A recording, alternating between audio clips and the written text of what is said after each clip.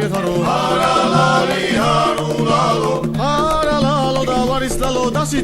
არალალი არულალო არალალო აქედან გორიშოია არალალი არულალო აქედან გორიშოია თამაგავი დიბრონია არალალი არულალო ქვესანახავად მოსულობარ არალალი არულალო ქვესანახავად მოსასახავე არა მქონია არალალი არულალო ალალა მედილისნიაო არალალი არულალო ალალა მედილისნიაო მე შენთვის მიდირნიაო არალალი არულალო შენ ჩემთან ვისარა გატილებოდა არალალი არულალო მე შენთან ვისარა მირგიაო არალალი არულალო არალალო და ვარის დალობანებო არალალი არულალო ვარის დალობანებო და გოგროებო ხალებო არალალი არულალო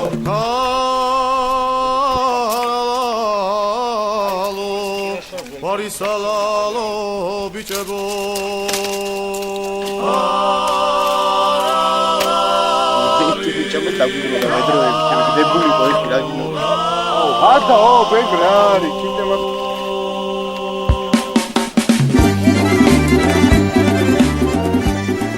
ეს თავისუფალი ზონის წევრები ჩამოვიდეთ კახეთში რთველში. ყველას ურჩევ რომ ჩამოვიდეს კახეთში, თითო ტევანი მაინც მოწყიტოს კურძენი და მთავრობას მოუწოდეთ კიდე იმას რომ ლეხის ნაწვალები და ნაოფლარი უფრო მეტად დააფასოს და არა ისე როგორც ტელევიზორში ამჟღავნებენ, რომ ყველაფერი კახეთში რიგზია,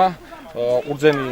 მაღალი ფასად იბარებენ, შეუძლიათ გავიდნენ და ნახო ნაგერარი ვენახები და ნახეთ რა დღეშია ხალხი და ვიტოვებული ვენახები ვნახე, რომელიც მოსახლეობა მაგარ დაკრიფა იმის გამო, რომ აზრი არ აქვს უბრალოდ ჩაყრილი აქვს იმდენი შრომა და წვალება და ოფლი, რომ ვერაფერს ვერ ამოიღებს, რაც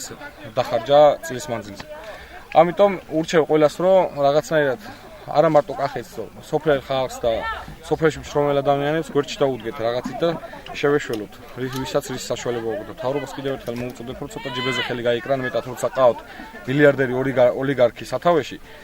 რაღაცა შეიძლება რომ გლეხისთვისაც გაიმეტონ და ელემენტარული ან პესტიციდებზე დაუყოლონ თანხები, ან